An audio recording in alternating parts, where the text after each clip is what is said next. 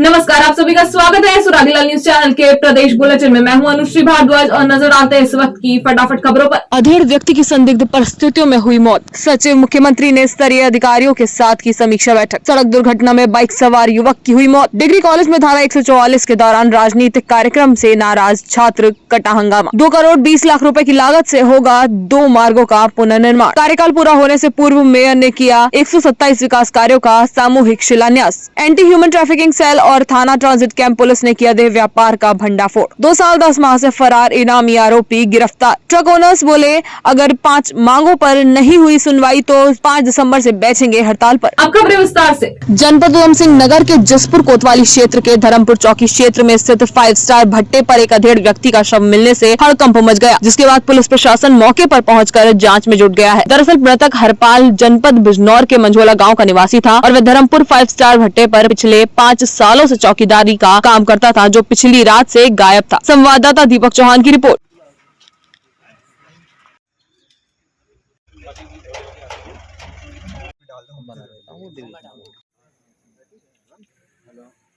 वाली में सूचना मिली है कि ये 5 स्टार भट्टा है जो कि धर्मपुर चौकी में आता है और यहाँ पर एक चौकीदार था जो 65 वर्षीय व्यक्ति है हरपाल सिंह।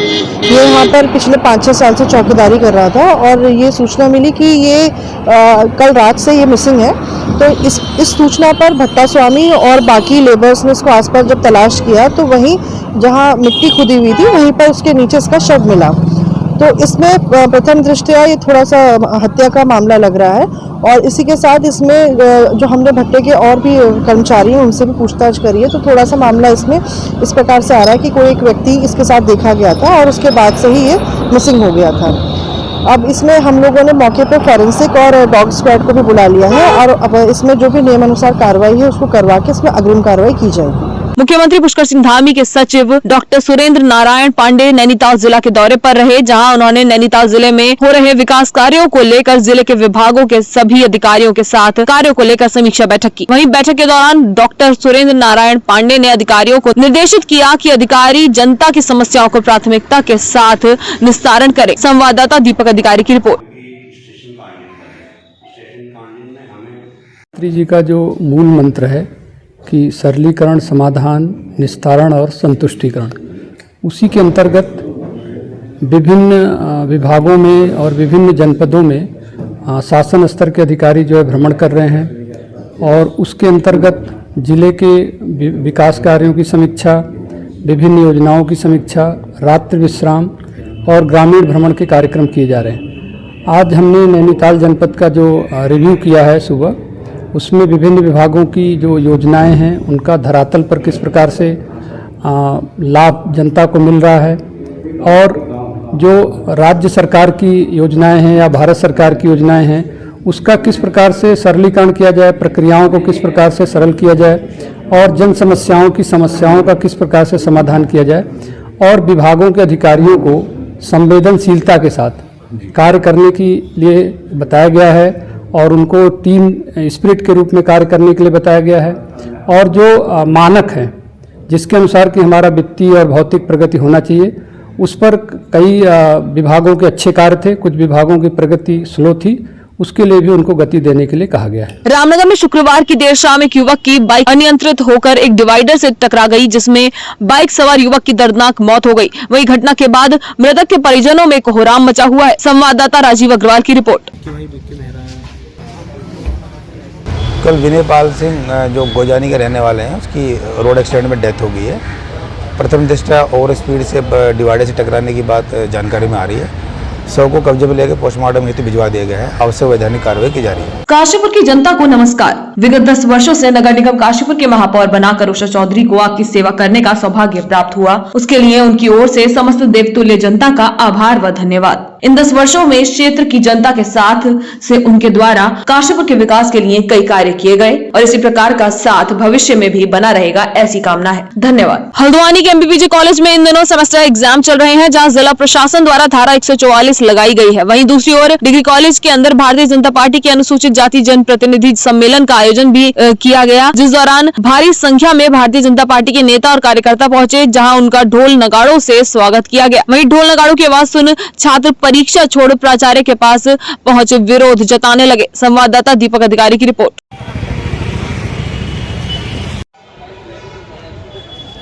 आप ये पॉलिटिकली कोई भी पॉलिटिकल पार्टी है उसका कार्यक्रम कैसे हो सकता है कॉलेज के अंदर, और वहाँ बच्चा परीक्षाएं दे रहा है जहाँ ढोल बज रहा है, ढोल वालों को जिससे डिस्टर्बेंस हो रहा है। ढोल वाले कॉलेज के अंदर क्या कर रहे हैं, पता देना ढोल वालों को। इतना बड़ा कॉलेज प्रांगण यहाँ ढोल बज रहा है, बच्चा परीक्षा दे रहा है अपने भविष्य। आज महाविद्यालय में आप जिस प्रकार से देख सकते हैं, पिछले 28 तारीख से लेकर 15 तारीख तक कुमाऊं विश्वविद्यालय द्वारा प्रथम सेमेस्टर की परीक्षाएं संचालित की जा रही हैं, जहां आप देख सकते हैं पूरे महाविद्यालय के भीतर पिछले 4-5 दिनों से धारा 144 जब तक परीक्षाएं खत्म नहीं होती है 144 लागू है। और किस प्रकार आज आप देख सकते हैं कि महाविद्यालय में सभी प्रकार के नियमों को ताक में रख के यहाँ पे नीचे बिल्कुल उनका नियमों की धज्जियां उड़ाकर यहाँ पे कार्यक्रम की अनुमति दी जा रही है, यहाँ भाजपा के प्रोग्रामों की अनुमति दी जा रही है। और किस प्रकार से एक तरफ यहाँ पे कॉलेज के क्लासों में बच्चा पेपर दे रहा है और दूसरी तरफ आप देख सकते हैं कि यहाँ पे ढोल नगाड़े बजाए जा रहे हैं, अपना कार्यक्रम, यहाँ गाड़ियाँ रोधी जा रही है, यहाँ गाड़ियाँ लगाई जा रही हैं। कॉलेज का बिल्कुल माहौल बिगाड़ दिया गया है।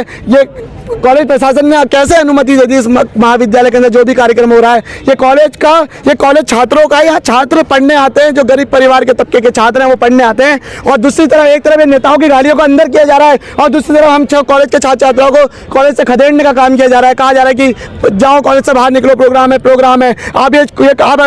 हम ये सवाल पूछ रहे हैं कि कॉलेज छात्र छात्राओं के लिए है या इन नेताओं के लिए है। ये सवाल हम कॉलेज के प्रशासन से पूछना चाहते हैं, प्राचार्य जी महोदय से पूछना चाहते हैं कि आपने अनुमति कैसे दी। आइंदा से अगर आपने इस कॉलेज के अंदर किसी भी प्रकार की कार्यक्रमों की राजनीतिक कार्यक्रमों की अनुमति दी तो हम उसका पूर्ण खुल के विरोध करेंगे। और साथ ही ये कॉलेज कोई पार्टी का दफ्तर नहीं है, किसी भी पार्टी का यहाँ कार्यक्रम ना हो वो अपने कार्यालय में जाके करे, ना कि इस महाविद्यालय में करे। कुछ छात्रों ने एक छात्र मात्र एक नारेबाजी करते हुए आया मेरे पास। इसमें किसी का कोई दबाव नहीं है। कुछ लोग भारतीय जनता पार्टी के आए मेरे पास परमिशन के लिए। मैंने उनको बताया कि हमारे वहाँ परीक्षाएं चल रही हैं और धारा 144 भी लागू है। उन्होंने ये आश्वासन दिया कि हम जो कार्यक्रम है पेपर ख़त्म होने के बाद 12 बजे से प्रारंभ करेंगे और उससे पहले केवल हमारे जो दूर से आने वाले लोग हैं उनका नाश्ता पानी चलेगा। बावजूद उसके 2 ढोल वाले महाविद्यालय में आए। उन्होंने एक बार हल्का सा ढोल बजाया तो शायद उस ढोल की वजह से उस छात्र नेता ने उसका विरोध किया। फिर हमने वो ढोल वालों को तुरंत बाहर कर दिया था और कार्यक्रम उनका 12 बजे के बाद चलने वाला था। उन्होंने ऐसा हमको बताया था और विधिवत उन्होंने परमिशन ली थी और मैंने धारा 144 और परीक्षाओं की जानकारी उन्हें पूरी दी। और उनका ये कहना था कि हम विद्यार्थियों को कोई डिस्टर्बेंस नहीं करेंगे, हॉल के अंदर हमारा कार्यक्रम चलेगा और जिसकी आवाज़ हॉल के बाहर तक नहीं आएंगे। हम कोई बाहर से कोई अपना माइक वाइक सिस्टम नहीं लगाएंगे। सर वही बात करी जाए जिस तरीके से कॉलेज का कम प्रांगण और नेताओं का प्रांगण ज़्यादा लग रहा था, इसको लेके क्योंकि गाड़ियाँ जितनी भी गाड़ियाँ बीजेपी की नेताओं की गाड़ियाँ कॉलेज के अंदर प्रशासन के अंदर घूम रही थी, इसको लेके नहीं, कॉलेज के अंदर तो उनके जो बीजेपी के कार्यकर्ता हैं या उनके जो वीआईपीज हैं उनकी गाड़ियाँ आई कॉलेज के अंदर, घूमी तो नहीं। उन्होंने आके गाड़ी को सीधे फील्ड में पार्क किया और हॉल के अंदर चले गए और छात्रों को इस प्रकार का कोई व्यवधान परीक्षा में नहीं हुआ। मात्र एक बार ढोल बजने के कारण थोड़ा सा व्यवधान हुआ तो उनको बता दिया गया कि और उनको तुरंत बाहर कर दिया गया। आगामी लोकसभा और निकाय चुनाव को देखते हुए हल्द्वानी में आज अनुसूचित जाति जनप्रतिनिधि सम्मेलन आयोजित हुआ। इस कार्यक्रम में बीजेपी के प्रदेश प्रभारी दुष्यंत गौतम, भाजपा के अनुसूचित मोर्चा प्रदेश अध्यक्ष समीर आर्य, बीजेपी के विधायक और पार्टी कार्यकर्ता मौजूद रहे। इस कार्यक्रम में पार्टी कार्यकर्ताओं को भाजपा के प्रदेश प्रभारी दुष्यंत गौतम ने लोकसभा और निकाय चुनाव के लिए आज से कार्यकर्ताओं को तैयार रहने की टिप्स दी। संवाददाता दीपक अधिकारी की रिपोर्ट।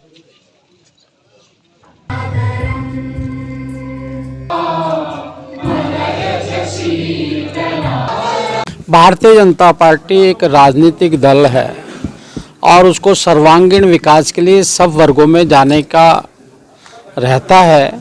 इस कारण से उन्होंने SC, ST, OBC, किसान सभी मोर्चे बनाए हैं और उन मोर्चों के माध्यम से समाज से जुड़ी समस्याओं को केंद्र को अवगत कराना, नेतृत्व को अवगत कराना और केंद्र द्वारा बनी गई योजनाओं को उन तक पहुंचाना ताकि उनका जीवन स्तर बढ़ सके। इसलिए अनेकों ने कार्यक्रम पार्टी के द्वारा होते रहते हैं, ये भी उसका एक भाग है। देखिए, भारतीय जनता पार्टी ने आज फिर से एक बार सिद्ध कर दिया कि अनुसूचित जाति की जो वास्तविक हितैषी है वो भारतीय जनता पार्टी है।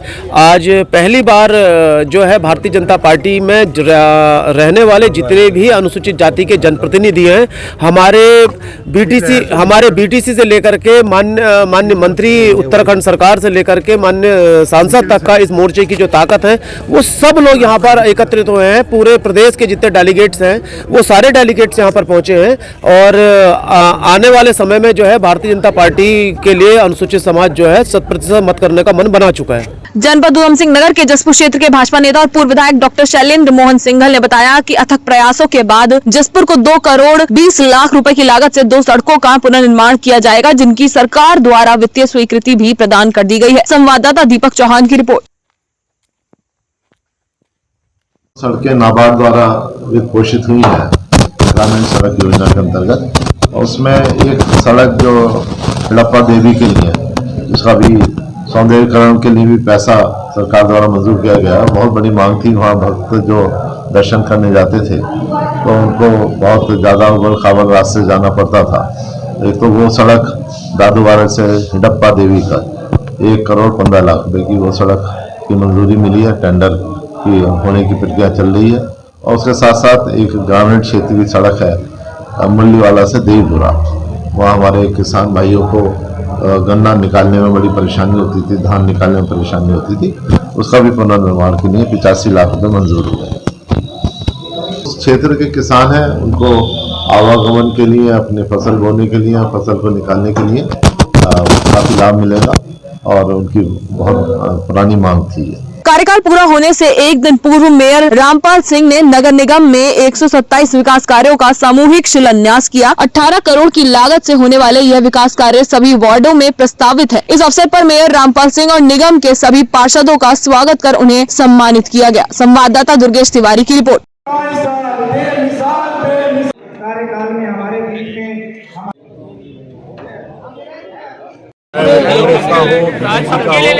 सब में बराबर हम लोगों ने काम किए हैं और कहीं पर भी कोई ना विरोध रहा, कहीं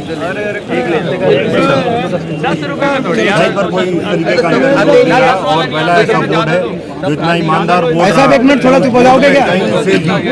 कोई भी आवाज नहीं आई, सबने मिलजुल कर काम किया, सब वार्डों में बराबर काम हुए और यही कारण है कि आज कहीं पर भी नगर निगम के प्रति कोई एंटी इनकम्बेंसी आती। एंटी ह्यूमन ट्रैफिकिंग सेल और थाना ट्रांजिट कैंप पुलिस ने गंगापुर रोड स्थित एक घर में चल रहे देह व्यापार का भंडाफोड़ किया। टीम ने संचालिका सहित 3 आरोपियों को गिरफ्तार किया है। इसके साथ ही 3 महिलाओं को घर से रेस्क्यू भी किया गया। संवाददाता दुर्गेश तिवारी की रिपोर्ट।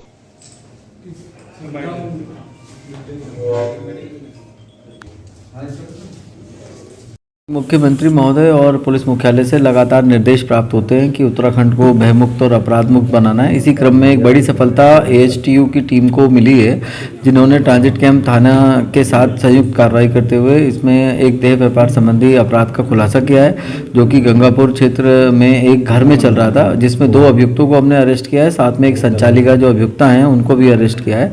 इसमें 3 पीड़िताओं को रेस्क्यू किया गया है कार्रवाई के दौरान और इससे एक जो अच्छी कार्रवाई इस क्षेत्र में हुई है और ये प्रोफेशनल पुलिसिंग करते हुए बहुत ही अच्छी इन लोगों ने कार्रवाई की है टीम के द्वारा। तो इस कार्रवाई की सराहना करते हुए एसएसपी साहब के द्वारा इसमें 2000 रुपये के नगद इनाम की घोषणा की गई है और जो इसमें अभियुक्त संलिप्त हैं उनके आपराधिक इतिहास की हम लोग जानकारी कर रहे हैं, उसके हिसाब से इसमें अग्रिम कार्रवाई भी की जाएगी। चाहे तो एक साथ होनी चाहिए, सब लोग एक साथ बैठना ही नहीं चाहते। पापा ट्राई दिस।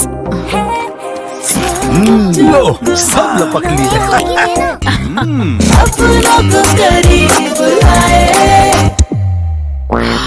ये क्या हाल कर दिया है रूम का? बस कल से चाय मेरे रूम में। देवर पान नमकीन। 1 साल 10 माह से फरार चल रहे इनामी आरोपी को एसटीएफ और थाना ट्रांजिट कैंप पुलिस ने छत्तीसगढ़ से गिरफ्तार किया है। इस आरोपी पर 25,000 का इनाम भी रखा गया था। आपको बता दें, आरोपी अपराध करने के बाद से ही परिवार संघ थाना गांधीनगर जनपद सरगुजा में बस गया था। संवाददाता दुर्गेश तिवारी की रिपोर्ट।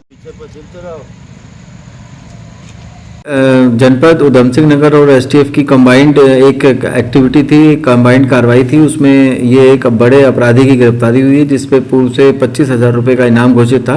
और ये शातिर किस्म का अपराधी है, लगातार अपने ठिकाने ये बदल रहा था। तो इसमें कुछ मैनुअल इनपुट भी था और कुछ इसमें इलेक्ट्रॉनिक सर्विलेंस की भी हम लोगों ने सहायता ली, और इन दोनों चीज़ों की मदद से एसटीएफ और जनपद पुलिस को एक बड़ी सफलता मिली, जिसमें इसको छत्तीसगढ़ क्षेत्र से हमने गिरफ्तार किया और आज इनको माननीय न्यायालय के समक्ष प्रस्तुत किया जा रहा है। और इसके साथ साथ ये भी बात इसमें उल्लेखनीय है कि ये लगातार अपने ठिकाने बदल रहा था और नाम पता बदल करके छत्तीसगढ़ में रह रहा था। तो इसकी गिरफ्तारी से निश्चित रूप से पुलिस में कॉन्फिडेंस बढ़ेगा लोगों का, और इसे मैसेज बिल्कुल क्लियर है कि जो भी अपराध करेगा वो किसी भी दशा में पुलिस की गिरफ्त से बाहर नहीं है, उसको हर हालत में जो है उसको अरेस्ट किया जाएगा और उसको माननीय न्यायालय के समक्ष प्रस्तुत किया जाएगा। शनिवार को देवभूमि ट्रक ऑनर्स वेलफेयर महासंघ ने एक बैठक का आयोजन करते हुए स्पष्ट शब्दों में कहा कि अगर उनकी 5 मांगों पर कार्यवाही नहीं हुई तो वह आगामी 5 दिसंबर से हड़ताल पर उतर जाएंगे। संगठन के पदाधिकारियों ने पत्रकार वार्ता करते हुए कहा कि उन्होंने 30 नवंबर को सीएम धामी को अपना मांग पत्र सौंपा था। संवाददाता दीपक अधिकारी की रिपोर्ट। सर ऐसा है कि जो हमारा उत्पीड़न हो रहा है, हमारे अध्यक्ष महोदय जी ने बना दिया, रंजित मोहन जोशी जी ने बता दिया है, और ये सुचारू रूप से अगर प्रशासन से कामयाब नहीं होती है तो इसको हम अपनी वाहनों को अपने हाथ से खड़े करेंगे, और सरकार को हम टैक्स दे रहे हैं और ये ओवरलोडिंग पूरी तरह से बंद होना चाहिए। जो निजीकरण के सरकार की जो एक पॉलिसी है कि निजीकरण के लिए, ये निजीकरण संपूर्ण बंद होना चाहिए। जो हमारी मांगे वही हैं जो सरकार भी चाहती है, लेकिन सरकार का सिस्टम जो है उसको फॉलो नहीं कर रहा है, जिसकी वजह से सरकार का मकसद ओवरलोड को रोकना नहीं, सिर्फ ओवरलोड के माध्यम से भारी भरकम जुर्माना वसूलने का जो सरकार का टारगेट है उसके खिलाफ हम लोग आंदोलित हैं। और शीघ्र ही हम लोग, यदि सरकार हमारी मांगों को नहीं मानते हैं तो हम जो है बहुत बड़ा जो हमारे ट्रक ऑनर्स एसोसिएशन है वो अपने ट्रकों के साथ रोड पर आ जाएंगे। वैसे भी हम रोड पर हैं, सरकार की उदासीनता के चलते हुए भारी भरकम जो जुर्माना हमसे चेक पोस्टों पर आरटीओ के माध्यम से, पुलिस चेक पोस्टों के माध्यम से वसूला जा रहा है, उसके खिलाफ हमारा आंदोलन है। यदि वो हमारी मांग पर सकारात्मक रुख नहीं करते तो हम जो है अपनी गाड़ियों के साथ रोड पर आने को मजबूर हैं। मुख्यमंत्री साहब को जो हमने ज्ञापन दिया उसमें हमारी कुछ 5 मांगे हैं, जिसमें कि सबसे पहले तो ओवरलोडिंग को हमने बंद कराना है और अंडरलोडिंग की मुहिम को हमने सफल कराना है। इसमें हमारा प्रशासन बिल्कुल भी सहयोग नहीं दे रहा है। हम खुद अपनी टीम लेकर के रात देर रात चेकिंग कर रहे हैं और हमने अभी तक काफ़ी सफलता पा ली है, लेकिन जब तक प्रशासन इसके लिए पूर्ण रूप से तैयार नहीं होगा तब तक हम इस मुहिम को सक्सेस नहीं करा पाएंगे। इसलिए प्रशासन का सहयोग हमें चाहिए और शासन को भी इसमें कोई जियो निकालना चाहिए। एक्चुअली जियो है लेकिन शासन उसको पास नहीं करा रहा है, उसको आगे बढ़ा नहीं रहा है, क्योंकि आजकल भ्रष्टाचार बहुत चरम सीमा पर चल चुका है, जिसकी वजह से ये सब चीज़ें हो रही हैं। दूसरी मांग हमारी है कि जीवीडब्ल्यू जो है वो बढ़ाया जाए। 25% जीवीडब्ल्यू सरकार की तरफ, केंद्र सरकार की तरफ से लागू है, लेकिन हमारे प्रदेश में अभी तक वो लागू नहीं हुआ है। हिमाचल में वो पूर्ण रूप से लागू हो चुका है, जिसमें वहाँ जो गाड़ियों की क्षमता है वो भी बढ़ी है। आज के लिए बस इतना ही। प्रदेश से जुड़ी सभी खबरों को जानने के लिए जुड़े रहिए सुरागीलाल न्यूज चैनल से। धन्यवाद।